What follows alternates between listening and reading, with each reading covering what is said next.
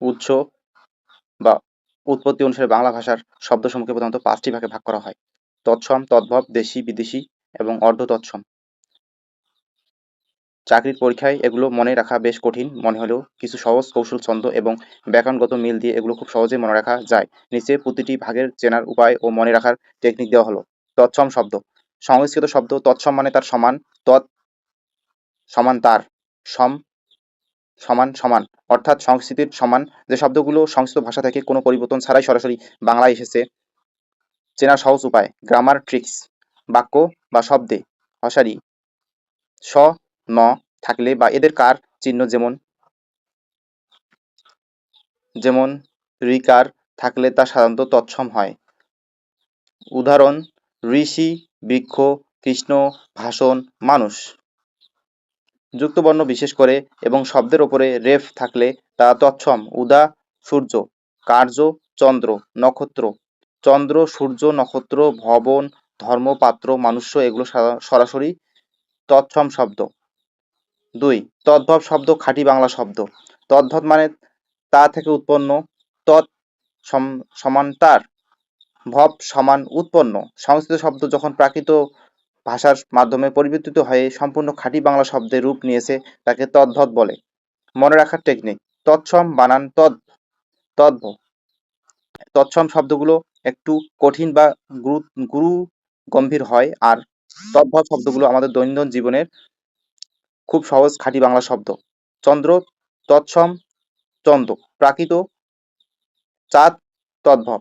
সূর্য তৎসম সূর্য, প্রাকৃত সূর্যি সুরস। হস্ত তৎসম হক, প্রাকৃত হাত তদ্ভব।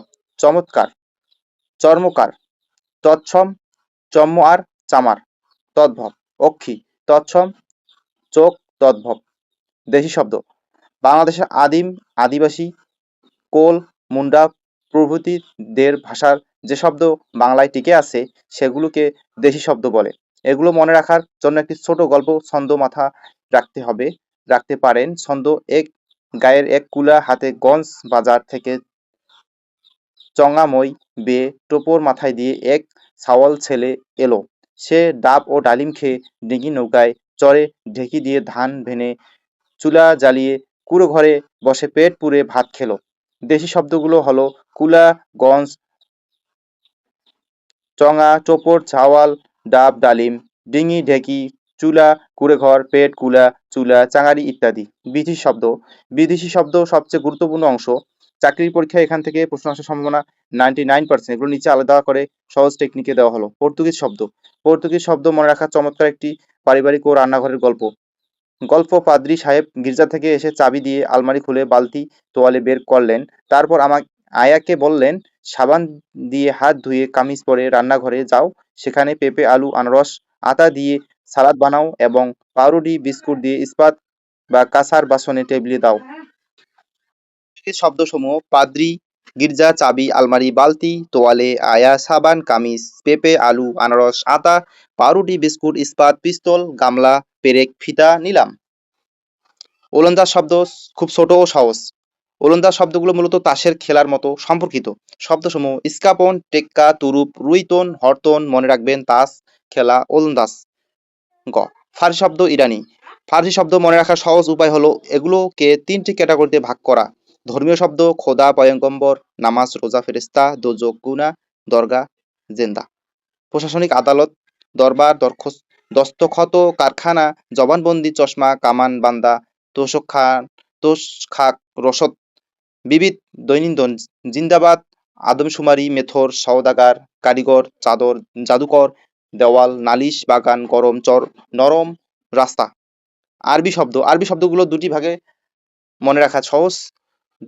এক. ধর্মীয় শব্দ: আল্লাহ, ইসলাম, ইমান, কোরবানি, হজ, জাকাত, গোসল, তাসবিহ, জান্নাত, জাহান্নাম, হারাম, হালাল, মোনাজাত, উকিল। প্রশাসনিক: আদালত, কিতাব, কলম, ইস্তফা, ইজলাস, কানুন, খাস, খারিজ, জেরা, তামাদি, রায়, মুক্তার, মোকদ্দমা, মাসনদ, বাকি, নগদ, মহকুমা, জেলা, সফর। ফার্সি বনাম আরবি চেনার ট্রিক: নামাজ, রোজা, খোদা এগুলো ফার্সি, কিন্তু আল্লাহ, হজ, জাকাত, কোরআন এগুলো সরাসরি আরবি। একইভাবে আদালত বা আইনের সাথে সরাসরি যুক্তি কঠিন আইনি শব্দগুলো যেমন মোকদ্দমা, খারিজ, জেরা বেশিরভাগই আরবি হয়। প্র্যাকটিস করার জন্য একটি কুইজ। বলুন তো কলম এবং আনারস কোন কোন ভাষা শব্দ? উপরে চকে খোঁজার চেষ্টা করুন। প্র্যাকটিস করার জন্য একটি কুইজ। বলুন তো কলম ও আনারস কোন ভাষার শব্দ?